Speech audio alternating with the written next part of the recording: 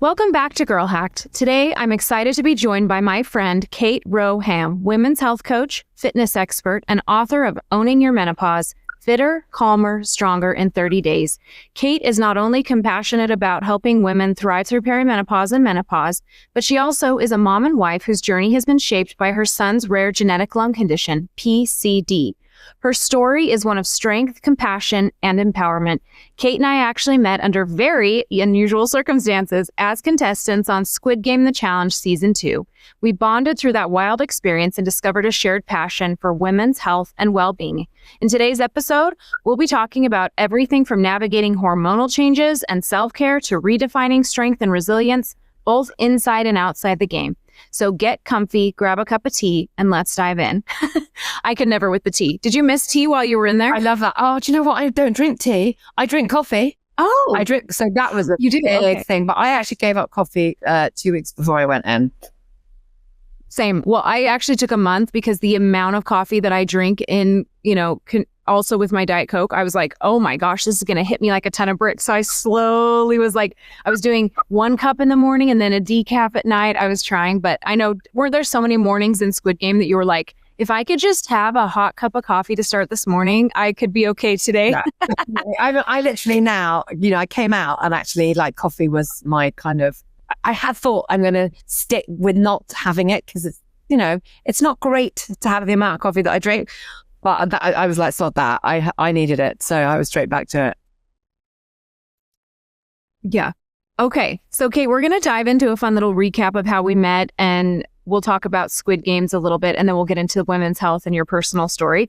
So starting with Squid Game, give me your rundown on why you decided to apply, how that all came about, how long your casting process was, and all of that. Yeah, I think it was the same as everybody else's. The process was really long, which I think is brilliant because I think that it's important to make sure that everybody going in there, is stable. So it was a long process. And I remember being quite anxious about that because, you're a mom. I'm a mum, and it was more that putting things into place if we did get in and how much notice we were going to have was quite difficult to kind of juggle. So for me, I do you know what? There was one moment where I thought, well, this isn't going to happen because it was quite far down the line. And obviously with Rupert, and I know we're going to talk about that, I needed to get someone to come and look after him and do his physio and or his care if I did make it through. So kind of setting all of that up was something I needed to do.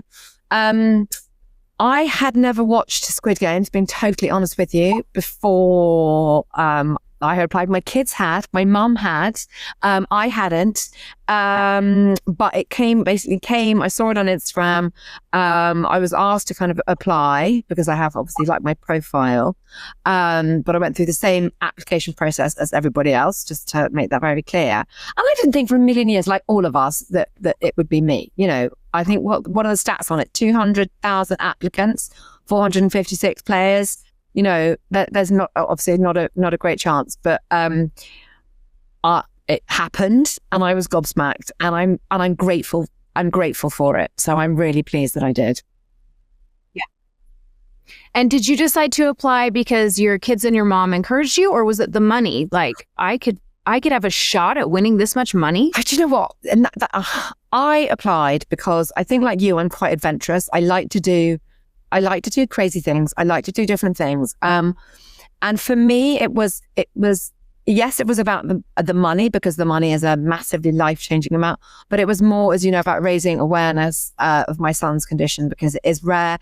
And I thought, look, I didn't know what to expect. So I didn't know whether it was a good platform to go on and do it. As it turns out, it potentially has been a great platform to raise awareness. So I'm, again, grateful for that.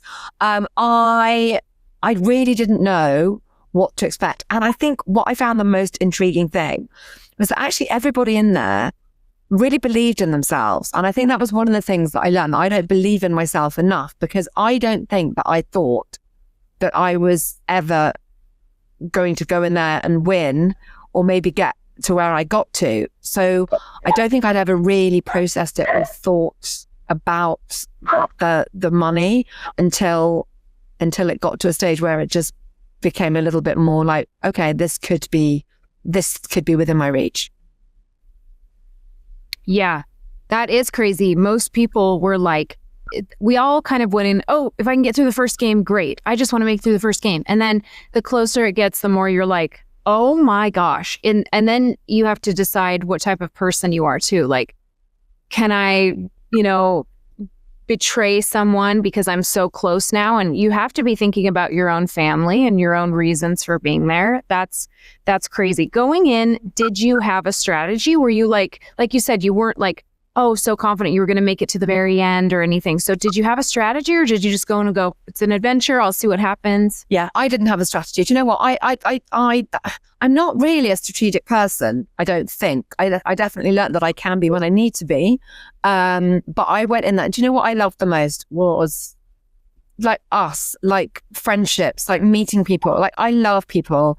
I love talking to people. I love finding out stuff about people. And I think that gave me an opportunity to do that, because again, as a busy mum with life, with kids, with work, with jobs, you rarely get to finish a conversation. So what was really nice was actually being able to get to the end of your conversations with people, have a proper giggle, and like learn about different states and different like parts of America and how this works and how that works, because you have to remember the States is also so much bigger than the UK.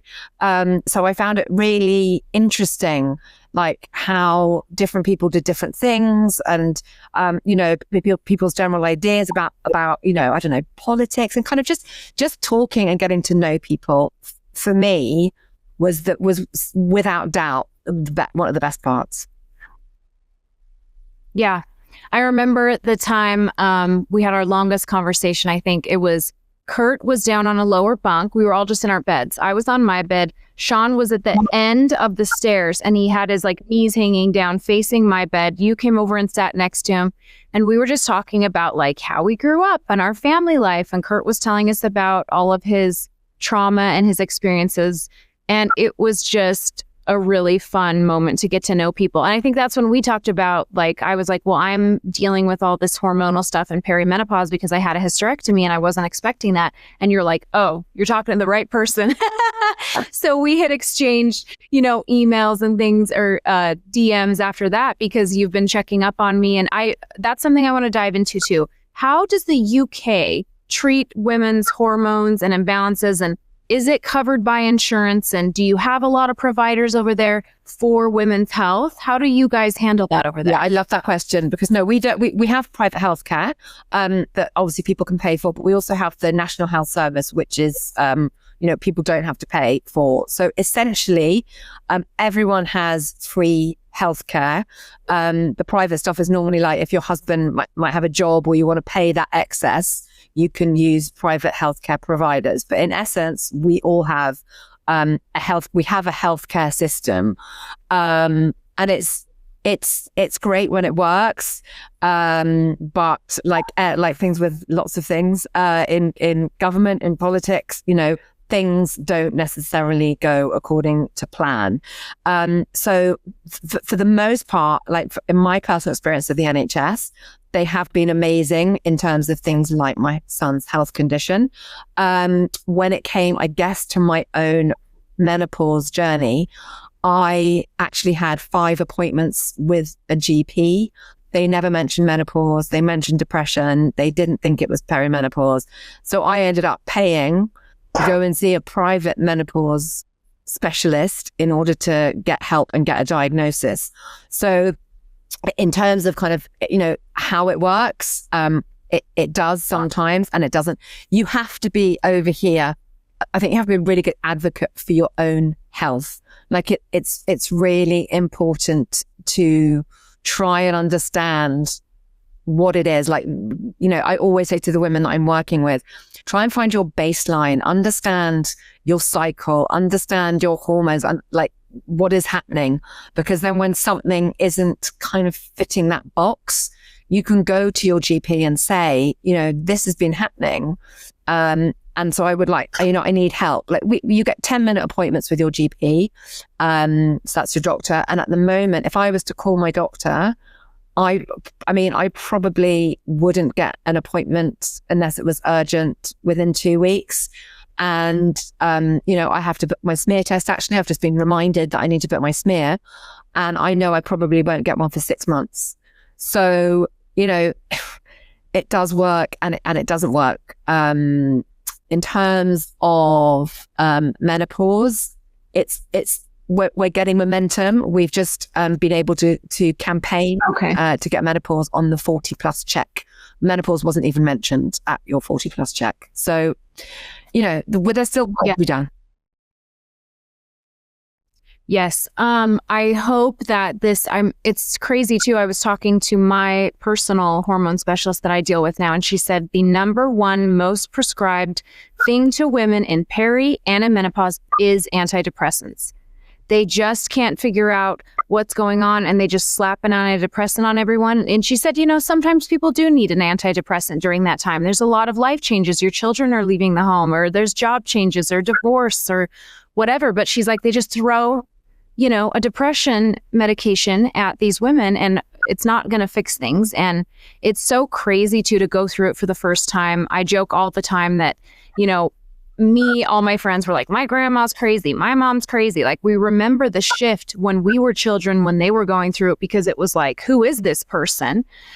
Behaviors change, they get very short tempered. There's just a lot going on, overstimulated. And then to go through it yourself, you're like, oh, I just remember the first time I was like, I can't seem to calm myself down. I'm feeling enraged about things that normally wouldn't upset me. I'm very short tempered. I just so overstimulated by everything. And I was like, I got to get in somewhere instantly. I was like, I do not want this to affect my family. And it's been a journey. But over here, a man can go into his general doctor and say, oh, I'm feeling like I have low testosterone. They will give him a blood test.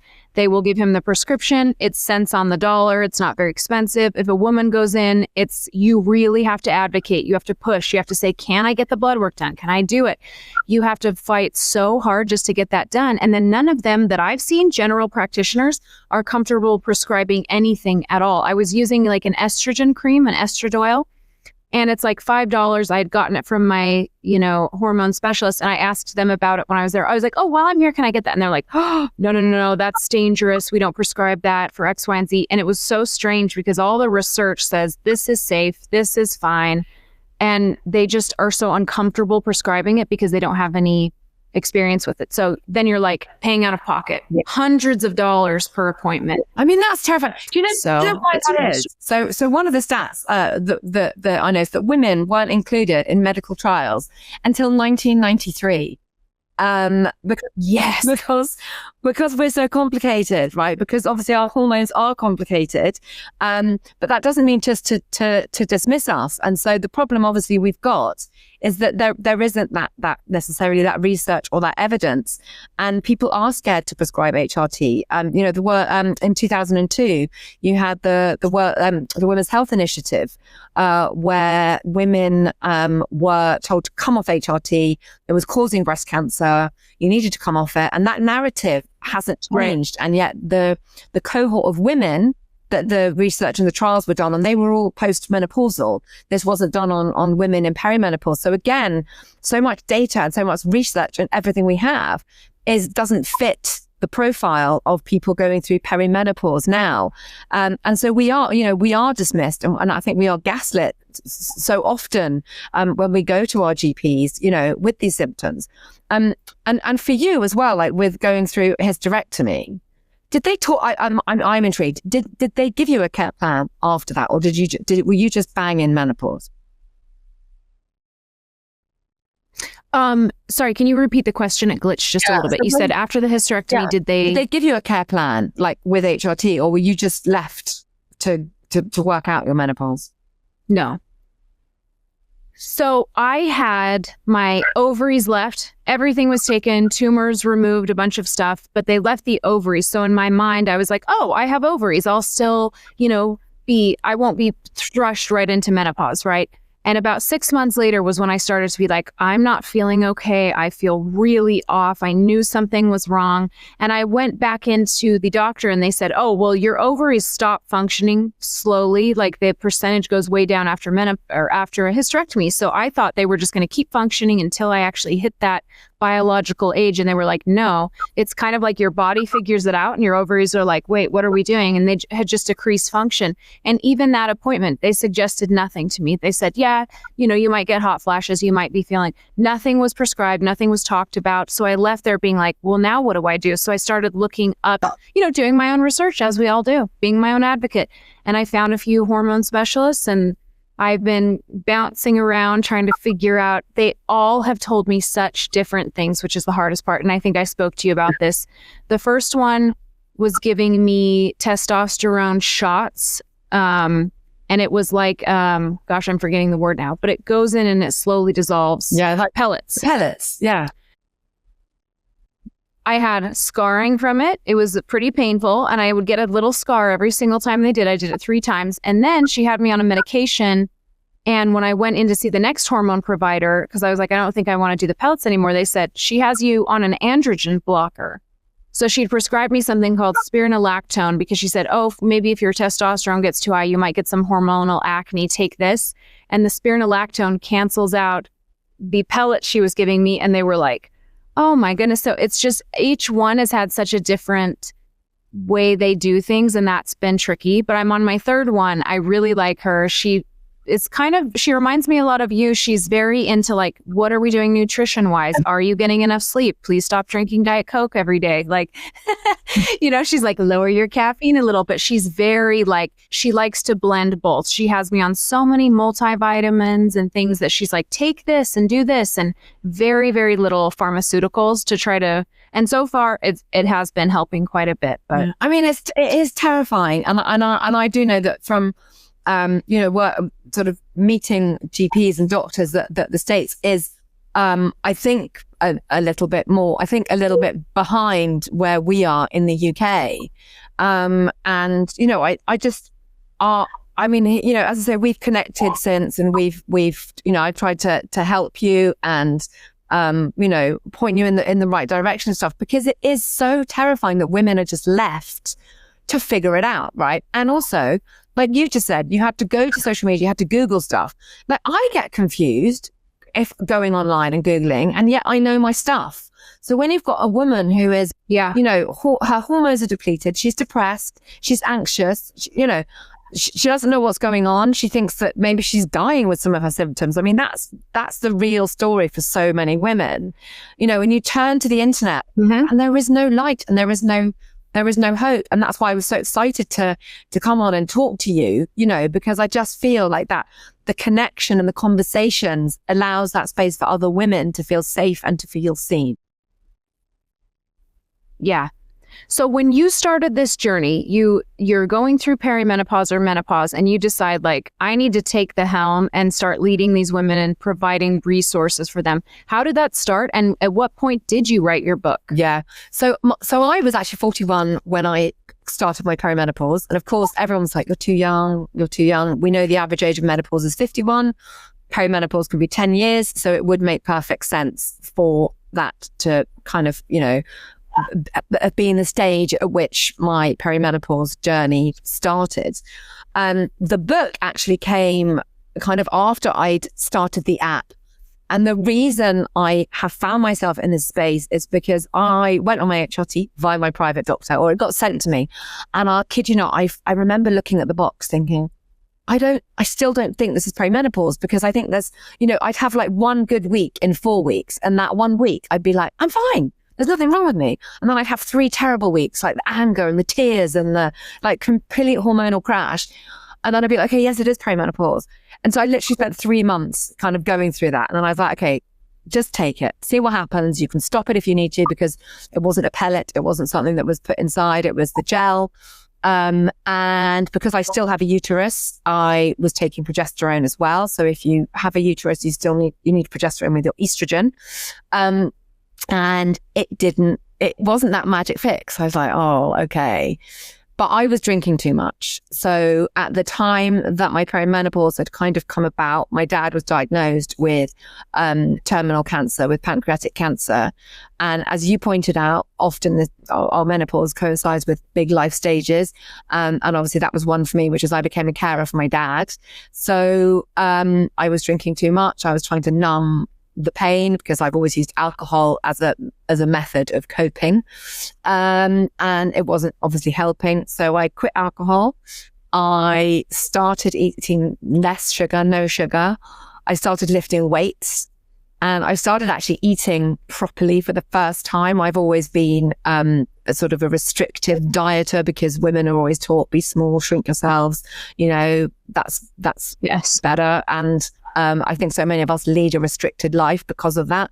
But I just flipped the switch. I was like, none of that is actually working for me. So let's grab this.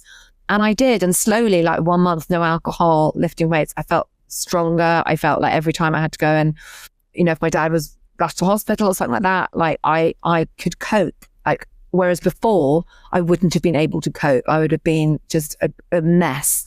And each month I got stronger and stronger and stronger and stronger. And, even after my dad, sadly passed away, I didn't go back to drinking. I felt mentally and physically strong. And so that was the point at which I was like, every woman needs to have access to this. Like, we all need to have a toolbox to be able to cope with the midlife crap that's going to get thrown at us, because we do have to deal with a lot. We are the bottom of the pile, and you talked about, relationships, and then you look at your relationships and, you've got your partner, your husband, like the man who you love, who you've got this relationship with, and he's neglected. And so it's like, where does he fit in? And it's like, I don't know where you fit in because I don't know where I fit in. And it's just such a mess. And it's so unfair that women are driven to that point of, not wanting to live like that for the next however long we've got. And that was my breaking point. And that was where I was like, I'm not sitting on this. This needs to be out there. And so that's where this has all come from. It's just, no woman deserves to feel like that. And I don't want my daughter to feel like that, more importantly. Yeah. So, Kate, a question I had for you while we're talking about this is the caretaking roles that women take on. We all know women our age, our brains are constantly going with schedules and the kids, and I have to be here to this appointment, and I have to go home and do this and the laundry, and we never stop until we go to sleep. How do you, my personal hormone woman was talking about that. She said that's what often leads to divorce during this time, because we've done so much for our husbands and our children, and we get to this midlife stage and we're like, I actually can't do this anymore. I can't figure out what's for dinner every night with all these other things that I'm going through personally. Have you seen that? Have you talked about that with women? And is there any coping skills for that specifically? Is it just, asking the husbands to help more, asking for help where we need it, which is not a strong suit for most of us women, asking for help? Yeah, I love that question. I think that's exactly it. But the problem is, I think we get to that point, but we don't ask for help because we think we should be able to cope, but we don't know maybe that we're going through menopause. So until we get that diagnosis and we maybe feel like we can, because I think also, Brett, like perimenopause is such a taboo. So I know that the one thing I was really scared of, although finally it was the answer to why I was flying off the handle, crying every second, felt rubbish, saying to my husband, I'm perimenopausal. And then you look at images of women going through menopause, they're not strong, fierce, independent women that I can relate to. They're often images of women with grey hair or slouched. We're led to believe that sort of menopause, that's it, you're done, off you go, end of life, finished. But it's not. And so when I remember thinking, I'm going to tell my husband, I think he's going to switch me out for a younger model because, that's it, I'm washed up. But actually, when I told him, it allowed us to kind of go, okay, so how do we deal with this? And we talked to my kids. I have a son, he's now 19. He has a job. If he's in a role where there is a woman in his boss might be 45, 50, she might have a really bad day. I don't want him coming back thinking, oh, she's just a grumpy old, whatever. It's like, I want him to think, okay, she's obviously going through this difficult life stage, and to be an empathetic male so that he can, to carry that through with him. So I spoke to my husband, I spoke to my kids. It's never linear. I mean, God, I lose my crap all the time still now sometimes, but everybody is on board and we work together as a team. And I think that could save a lot of marriages. But it's hard as well, because I think when you have been that caregiving role for so long, it's then very alien when you're asking your partner to change, to kind of say, actually, you know what, this no longer serves me. We change when we grow up. We become different people. The person my husband married is not me. We're 20 years married in like 10 days time. I'm a very different person to I was 20 years ago because of various different life changes and stages. Doesn't mean we love each other any less, but you have to learn to grow together and accept each other's changes. Yes. Okay, that's so fun. First of all, congratulations on the 20 years. My 20 year is December. So I just have one more month and I've been married 20 years as well. And I had my menopause provider on the podcast about, I don't know, it's been a couple months. And she said, you're no longer the girl he married and you're going to change. And that's exactly what you said. Yeah. It's like, how do we find the new us, and how do we cope through that? I think something that I was thinking about when we were talking too was just basically like, you go through this big change, your husband, everything's different. And you said, is he going to switch me out for a younger model? Because it's like, you're right. You see these women. I've read that the studies say that perimenopause, those 10 years that could last, is actually more vital to treat than menopause, because they said menopause, we do have more information on. We can usually treat that with, the estrogen, the testosterone, the progesterone. Now, perimenopause is kind of like there's not enough research done on, and people keep saying that may even be more brutal, the harder time period than actually reaching menopause. Do you agree with that statement? Or yeah, I totally. I think it's important to say, and this is one of the things I love, and my stat that I love. Perimenopause 10 years. Menopause is one day, right? So menopause is the day after you haven't had a period for a year, and then you're immediately postmenopause. So 1 day menopause, straight into postmenopause. And the reason the perimenopause period is so fundamental to get right is because that is where not only are our hormones shifting, but our muscle is breaking down. Okay. So we are going through age-related, decline. And that sounds so like negative, but from the age of 35, our muscle mass starts decreasing. Our bone density peaks at the age of 30.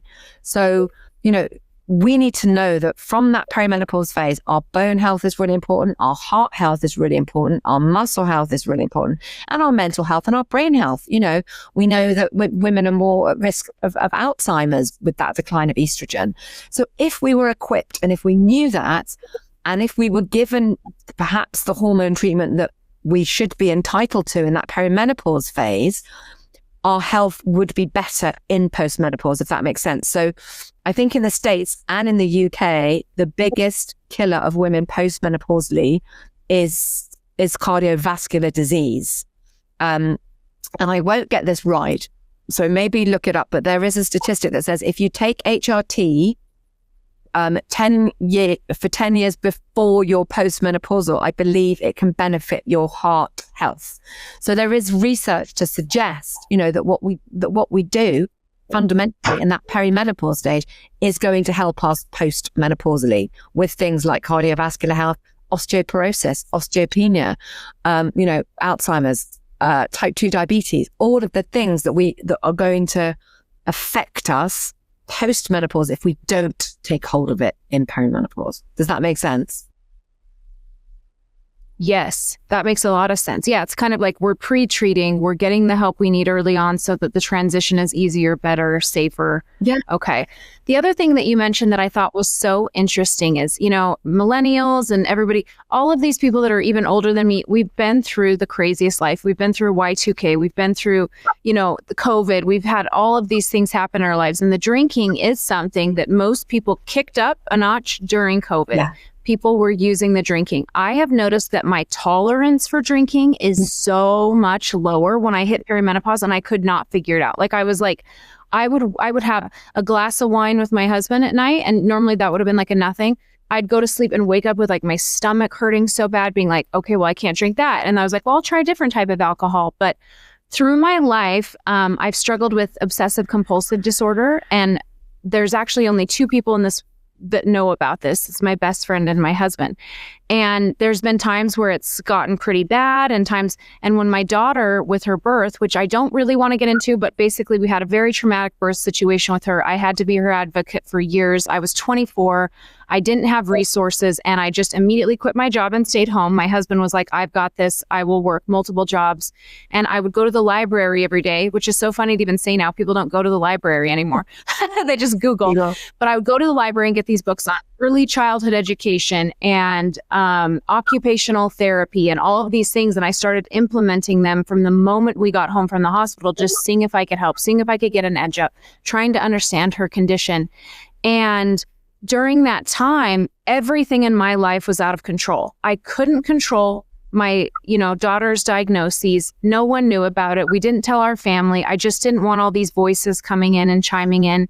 And so me and my husband just decided to deal with it together. And we were like, at some point, we'll talk to our family if, there's a conversation that needs to be had. And at the same time, as I've told you, in the US, we had millions of dollars in medical bills getting delivered after we got home from the hospital. And it was like, are we going to lose our house? How do we submit claims? Is any of this going to be covered by healthcare or insurance? And it was very stressful time. And my husband actually suggested, he's like, well, maybe you need time, like go to the gym, go to, here. I started working out at a CrossFit gym and I became addicted after the second time I went. The first time I completely embarrassed myself. I was postpartum. I couldn't hardly do anything. And 10 months after that, I had lost 85 pounds and I competed in a fitness competition and I won. And then I did another one and I won. And after that, I stopped because it's a lot of time away from your family and the restrictive eating goes like even higher, than normal. But I learned so much about myself and it really did become the thing that that's what I was clinging to. I wasn't drinking because that wasn't on my diet. It wasn't healthy, and getting that and feeling strong. And it just made me able to cope. Just like you said, it's crazy how much we need to shift the focus from having a glass of wine to walking on the treadmill at night or, just getting that gym time in. It changed everything for me. And I do think I was the strong one in the family during that point. My husband would say the same thing. He would come home and just be devastated and worried and stressing about the future. And I was like, it's going to be okay, one day at a time. This is the plan. This is what we're doing. And it helps so much. So it's hard because nobody wants to be like, but when you're starting something like that, it's like, I have to go lift weights after the long day I've had and I've worked and I've done all these things. It is so beneficial for your mental health, Yeah. Do you know what? It really is. And I think, I don't know about where you are, but at the moment as well, I think the problem we've got with things like that, when we say to move your body and exercise, I think twofold for kind of with the women's health aspect of it all is that when you are going through that hormonal shift and you are tired and you are exhausted, I think it's really important to say, I know it's not easy, right? But just even 10 minutes, like you're saying, a 10-minute walk, something like that can really shift your mindset. And it's a really good entry point. But I was going to say, this is my brain fog. Yeah, that's the thing. We want quick fixes, right? Nobody wants to put in the effort for anything anymore. If exercise was a pill, people would do it and they would take it. And that's the thing at the moment. I don't know, again, in the States, for us, Ozempic is or Wegovy or all those fat loss drugs, everyone seems to be wanting to take that to manage the sort of health and wellness, but that doesn't help with building muscle, bone strength, with your brain health, with getting those dopamine levels up, like you're saying, and going to the gym. Nothing can replace exercise and healthy eating. And I think that in that is just it's a real problem. And so it's really lovely to hear you say, that for you, that took you from a really dark place, because I think the more people that have conversations like that and we say, look, exercise does, the evidence is there for what it does for us, right? It should be a non-negotiable, but people don't want to do it. There's always an excuse. There's always a reason why somebody can't do exercise. And that I think that's a real problem. And I think any woman that is listening to this, for any man, obviously, because men should be included too, but anyone over the age of 30, 35, if you're not moving, if you're not eating well, if you're not lifting weights, do it like now. Yes. And I think too, what you said, can you do 10 minutes? That's usually on the nights when I don't want to do it, how I convince myself. I go, I can do 15 minutes. And if I don't want to use my brain power to design my own workout, even though I know what I'm doing, I'll put on a YouTube video. I'll type in 15-minute full body dumbbell. And I just go in there and I follow along. And if I can convince myself to do 15, usually I can convince myself to do 30. So once you get in there, if you can commit 15 minutes to yourself, just watching someone do something and buy one set of dumbbells, that's going to be great for you. And then after that, it's like, well, I could probably do 30 minutes on the treadmill. Yep. And I know I should be enjoying the time on the treadmill, but something that gets me through recently is I pull up my trash TV and I'll just watch it while I'm on there. And then before I know it, 30, 40 minutes has gone by and I'm like, okay, just do whatever it takes for you personally to get it done, I'm going to give you, you access to my app. So for my app, yes. They gift it to you. And so then you can do a workout with me. Okay, perfect. I'm waving at you. I'm she's talking to me personally. What is your app called, Kate? So it's called Owning Your Menopause. So perfect. They're all streamlined. Okay. I have loads of subscribers in actually US and Canada, and so it is available worldwide. So I'm going to send you a login, and then you can see how you go. Okay, that'd be great. And the listeners too, your book is available on Amazon now, is that right? Yes, it is. So that's Owning Your Menopause, Fit to Become Stronger. And also I have another one coming out next year. Which I've just been writing on the side, called The Longevity Solution. And that's out on February the 12th, 2026. And that's more about, that's, do you know what? I almost liked writing it more than the other one, because this one it's about longevity. So it's about that health gap for women, basically. And it kind of saying to women, it is based on exercise and eating well and mindset. But it's more about balance and stability and mobility. So it's a kind of book that you would have and your mum would have. I wanted to sort of bring women together. And it's I wrote it with my mum in mind, having sort of lost my dad. She's my only living parent, and I need to do everything I can to make sure she's strong and mobile. And yes, so it's that, but we still need to do the same thing. So I'm excited for that one. Yeah, that sounds great. I can't wait. That's a great second book to follow up on what the foundation that you've already built for everyone. So going back to your son, did you know anything in utero that this could be happening, or was this a surprise? He came out and something was wrong. Tell me about that process. It was, it's one of those things where you're like, whoa, you kind of get that PTSD, really. So I actually had 4 miscarriages before I had him. And it's interesting because I was 40 when I had him. So I think my body at 35 was saying, your eggs aren't quite as young as they used to be, which would make sense. So I had 4 miscarriages before I had him, but there was no indication in pregnancy that anything was wrong with him. For some parents whose children do have PCD, there would be, because in 50% of patients with PCD, they have sinus inverti, which is where their heart is on the other side. So he doesn't have that. Okay. But obviously if he had, they would have picked that up on a scan. So for all intents and purposes, he was fine and healthy. He was born. And because he was my 3rd child, I knew something wasn't right, because I was there with my baby and he just wasn't really feeding. He was very sleepy. Just something didn't sit comfortably with me. And I'm very grateful that he was my 3rd child, because had he been my 1st child, the outcomes would have been very different. So I obviously beeped the nurse and they came in and they took him away, and we then spent a month in special care baby unit. So I was really lucky because I was able to stay with him. My other 2 kids were, it was a nightmare. The other 2 kids were 6 and 8. But I had a great backup team. But I didn't go home for a month. I wouldn't leave his side. The kids could come in and visit, but he was on oxygen. He was on everything. And essentially, I was able to breastfeed him. It was really weird, but they could not find out what was wrong with him. But every time they took him off the tubes and the monitors, his SATs would go really low, his oxygen levels would fall.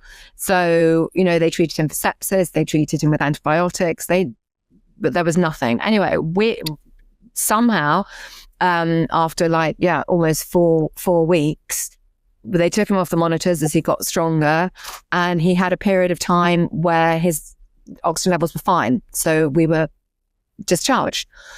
We came home, and then a week later, he went blue in his cot. And so we got an ambulance and we had to get up to the hospital. So we then spent another 2 weeks in hospital. But again, there was nothing. Like, we weren't told anything. And then for 5 years, we were in and out of hospital with chest infections, on antibiotics. He's always had a runny nose. I wanted to. Do you remember Wheezy in Toy Story, the little toy that's like, he's like the penguin.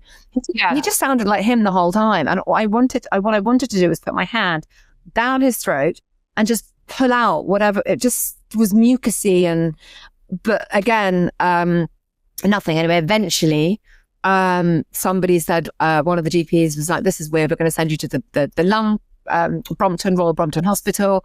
And they tested him for PCD, and it came back positive. So it's a recessive gene. So both me and my husband carry it. We didn't know. Neither of my other children have it. They could give it to their children, obviously, if they married someone. Yes, so that's all too complicated, and I'm not who also had. Yeah.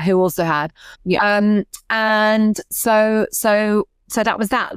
We are lucky in that, he got an early diagnosis, because that is key to making sure that later on down the line, his lungs are healthy, so he won't have to have a lung transplant. But it is progressive, it is degenerative. It can cause infertility, because obviously what he doesn't have is cilia. So all the little beating hairs that you and I have in our nose and our lungs, and obviously sperm tails, he doesn't have. Some people have them. He has very little motility on his cilia. So if he's in a room where there's a cough or a cold, you or I will fight it. He will catch it. So he has a suppressed immune system. So we just have to be really mindful. I mean, COVID for us was a nightmare, because he coughs every day as well. That's the other thing. So he coughs every day. So people would look at us like, "Oh my God, your child is like disease." It's like, no, he's not. So it's hard, but we have a care plan. He does physio every day. We take antibiotics throughout the whole winter to prevent any bronchostasis. And he's an amazing kid. Like he copes with it, but it is heartbreaking on some days when we have to do physio. And he's like, "When's this going to go? Like, when does this end?" And it doesn't. Like, there's no light. There's no cure. There is nothing. So, and that was one of the reasons, like I said, that I went on, obviously, the games, was to raise that awareness, because the charity here, PCD Support UK, is tiny, and we need to get people to come full time. At the moment, the people that are working for the charity are parents like myself, or carers, or people with the disease. And then when they're ill, they can't do, we just need to grow, and we need to support other families. So that is my passion project. I'm running the London Marathon for him next year. I'm doing an ultra marathon in Kenya, and hopefully swimming a part of the Channel as well. Because you have to do crazy things to raise awareness. That's the problem. Otherwise, nobody is watching. Yes. So it is hard, but I am so grateful for him. Like you with your daughter, like these little ones that have had a hard start to life. They are quite incredible kids, and he's my biggest empath.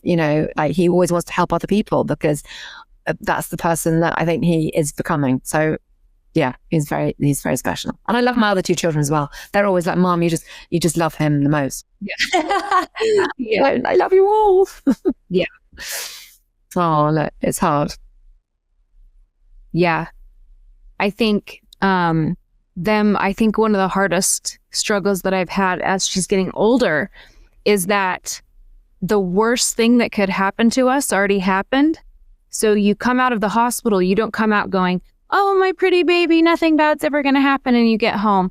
The worst thing already did happen. And so you really have intrusive thoughts of more bad things happening, or you always worry that something bad could happen again. So it's been very hard for me to not help her too much, be a helicopter parent, because I have that fear instinct that her life started out with the most fear for me. And so I have a really hard time letting that go. It's like, she wants to get an electric scooter with her friends. I'm like, something terrible is going to happen. You already had a traumatic brain injury, put your helmet on, like all of these things, or getting a cell phone. Someone's going to find you and take you from me. I just like fear-based everything with my thinking with her.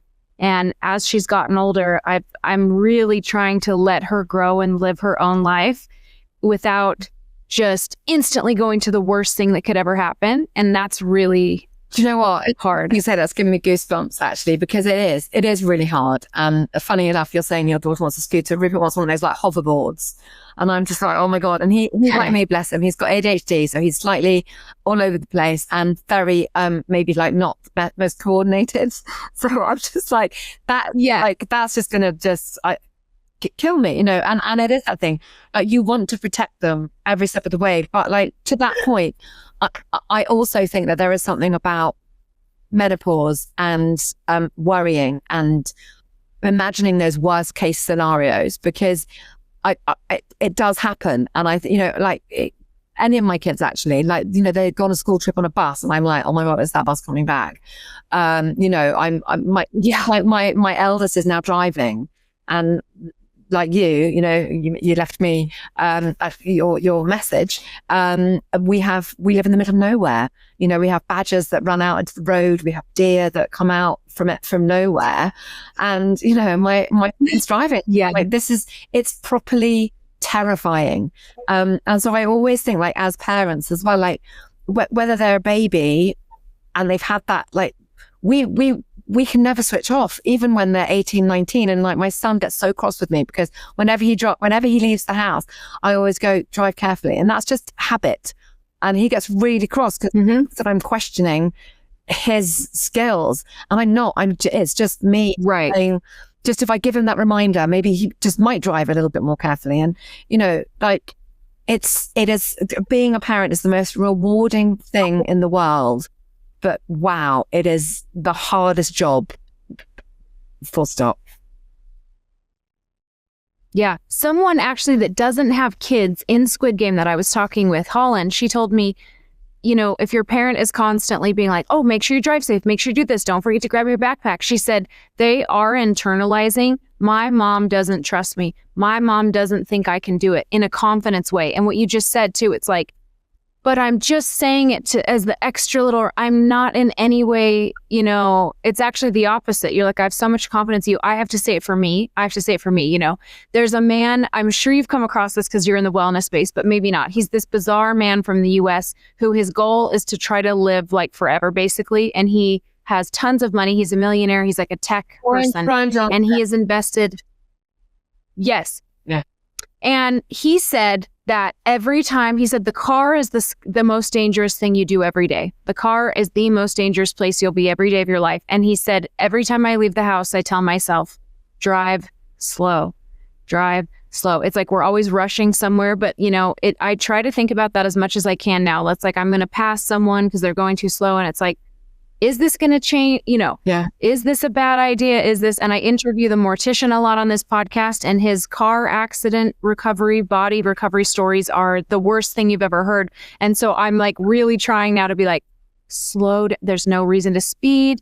There's no reason to get into it with anyone in the car. It's just crazy. But I know the kids, the worrying about them forever is so real. And also, then it is that weird, like, circle of life, because then you worry about your parents as well. So like, I can say my mum is, 70, 78 and she lives in the middle of nowhere, and I'm now sort of the parent. I mean, I kind of always have been the parent, weirdly, in that relationship anyway. But, it's you are just this care person for everybody, like the whole time. And actually it is funny because I have said on some of the other interviews that I've done, actually for the games, just kind of saying that for me, one of the things was actually being able to switch off. And I'm sure you maybe found that. Like, I knew that my kids were okay because I had everything sorted at home. But like, for me, the worst thing wasn't the porridge. It wasn't, getting up or not knowing when I was getting up, when I was going to bed. But I felt like I was on a holiday with just 455 other strangers, you know, and I got a little chance to switch off and finish conversations and meet amazing people. So it felt like a mini break from the mental load that so many women carry.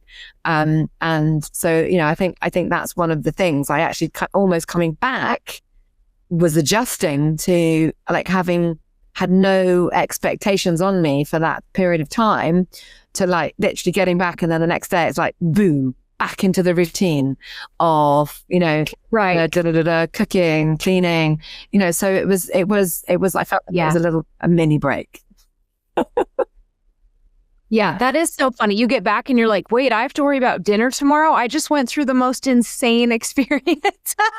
And you get home and I'm sure your kids were like, you're back. They're so excited to see you. And you want to spend time with them, but you're also like, I need just like 12 hours to like, it was so surreal coming home. I remember just like looking at my house. I was like, I feel like things are moved around. Was that vase always there? Was this always where? It was such a weird thing. Yeah. Definitely. So yeah, it was. And it was funny because I walked in the door, my kids just like cried.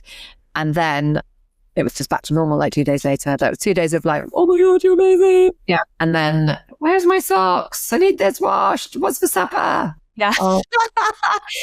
You were appreciated the time you were gone and for those 2 days. And then they're like, Kate, but I'm going to need you to get back on the lunch packing and everything. Okay. So Kate, switching over to Squid Games. Being in the dorms, who would you say surprised you the most in there? Like, who was like, whoa, I wasn't expecting this from this person, or who was just surprising to you? I wouldn't say anyone was, you know what, I wouldn't say anything was surprising. I would say that what for me was lovely was meeting people like you and making those friendships and those connections with people that you wouldn't ever, I would never have made them because I would never met you. But I became really good friends with player 303, Shelley. And so not that surprised me, but you know, we're so different, in a way, but yet we're not. And so I think for me was actually being able to meet people that wouldn't have come into my life that now enrich my life, you know, and I know that we'll be friends for life, that, you know, Shelley and I'll be friends for life.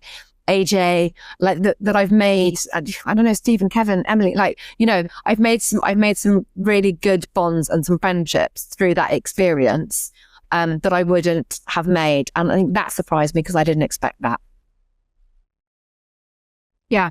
I told someone that I was walking around the dorms. There were so many people to meet, and every day I'd try to like kind of go up to a different group.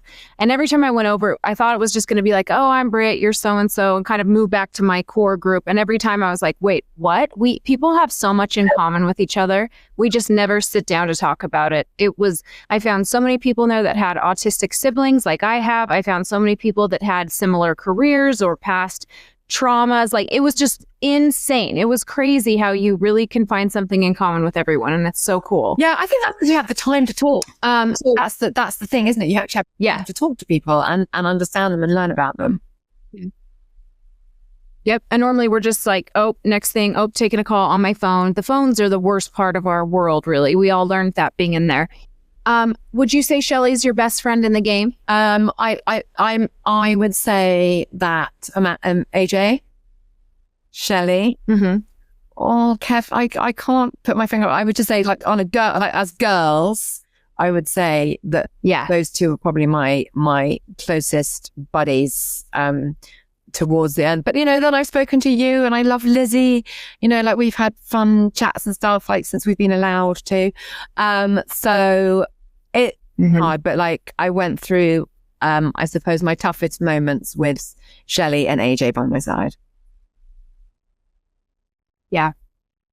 Okay, so switching over to players that maybe you didn't get as much along with. So player 98, Matt, I saw in the most recent episode, because again, I'm not caught up yet. I have to go catch up after this, but you were just like, I saw you like put your hands over yours, like you would just seem to be getting overstimulated by him. Was it his manner of like, was it his aggressiveness in the dorms, or was it more his volume, how he was always yelling and shouting? Yeah, you know what? I think Matt's a good guy. Like, I didn't have a problem with really anybody in there. Like, it just, I think for some of it was age. So I think there was like, there was the older people who would have more life experience, and then the younger people who were just quite rightly crazy and insane and like woohoo, which just was sometimes just like too much. I think just with Matt, just like in terms of that character, I'm not used to that kind of like like at all the time, and it was my oversensory was just like, I can't do it. I can't just like, I think I did at one point say, he's a bit barky. And so I think for me, that was all it was. It was just, just too much. But I think that it was probably an accumulation of all of the different, the different noises in there, like so many different stimulating things that sometimes that was just over, that was just one step, like, oh, can't. So, I'm sure he's an absolutely great guy, and I know people have seen him since, and everybody in there had their own. Look, I annoyed people without doubt. I mean, I'm sure I did. So it was always going to happen when you got a room full of people. Yeah, that was my thing too. Matt, nice person. Don't take any issue with him, but I am very sensitive to yelling. It's not something we do in my house. My husband has never yelled at me. He would never raise his voice to me. And I was just like, just time and time, I was like, oh my gosh, it kind of set me on edge, because I felt like a lot of people said he's a loose cannon, he's a wild cannon. I don't know if he is even, but that is his way of speaking, and it's very jarring. Yeah, he's just passionate. Like, like all of us, we all were in there for whatever reason we were in there. And he really struggled, right? Like that was maybe how he then manifested his character when he was struggling, that was his coping mechanism. And I that hopefully that the wisdom through being one of the older players gave me that foresight to just go, look, he is a complex character, but it didn't make it necessarily easy to live with. But there were plenty of others that, well, he's a police officer. I'm sure he has to use a large, big voice during a lot of his career, but most of us were just shocked the first time we heard it. We were like, what's happening over there? Because everyone had big, strong opinions, but it was, that was just kind of funny. So I've been curious. I've been seeing a lot of people talking about it on social media, and I was just wondering if, but I think I agree the same. It was just the volume of it that set you on edge in there. We were already on edge. So, yeah. Okay. So being in the dorms and being a women's health coach, what things did you do or try to do to stay healthy in there, get enough sleep, water, exercise, like all the things you normally can do, you couldn't do. So what did you do? Yeah, so I did walk every day, obviously only in the dorms, but I would get up and I would walk around and switch directions, and I'd walk past people and be like, do you want to come for a morning walk? And we'd go and we'd walk. I found a little spot in the corner, the right of the dorms, and I set up like a little workout session. I had a towel where I would do my pull-ups, or, like rows and pulls. So that kept me going. I just made sure that I drank enough water. And actually, one of the things I do is like when, like sometimes when people got the treats from the vending machine or cake, I didn't have any of that, because I knew that as soon as I had sugar, I would be like, I need more sugar, and I'd find it really discombobulating. And I'd really got myself into a place where I was without caffeine and out sugar, and I didn't want to kind of like break that. So, and I made sure that I ate all the food that they gave us, even if I was kind of full, or like, the breakfast might not have been the most delicious. I found the porridge fine, to be honest with you. I ate that every morning, because I just wanted to make sure that I had those energy levels. Yeah. The same thing with the food. When I saw in the most recent episode, they were given pancakes and syrup and all those things, I was like, oh my gosh, your stomach changes in there. It's weird because it shrinks, but then you do have enough food. They definitely gave us enough food, but it was weird. A lot of us had a hard time finishing the tins because it was like the timing of when we were, and I was just like, oh my gosh, that would have made me physically sick. Like breaking whatever we were eating in there, the protein, the veggies, the water. I would have been so sick. I would, if I just broke that. So I was thinking about that. Okay. After you left Squid Game, what did you do first? Like you get out, you go back to the hotel or whatever. What did you do first and what did you eat first? What did I eat? I think I had a big chicken nugget. Like a chicken schnitzel kind of thing, and had a bath and went to bed. Like that, that was it. I mean, nothing exciting, but that was exciting, if that makes sense. Yeah. Oh yeah. And just to be in quiet space and just, yeah. Do you know, I often, I love my kids, as you know, I always say that. I always caveat everything I'm about to say with, I love my kids. But it's like after the summer holidays when everyone's been home and it's all totally crazy and they've had like however many weeks off. I drop everyone at school and then I come and I stand in the door of my house and I'm like, the sound of silence. Yeah. So it was that. Nobody needs me for anything. Yeah. The sound of silence, a big chicken nugget and a bath. Did you call your husband that night or the next morning? When did you call? I didn't have my phone. So it was the next day. Yeah.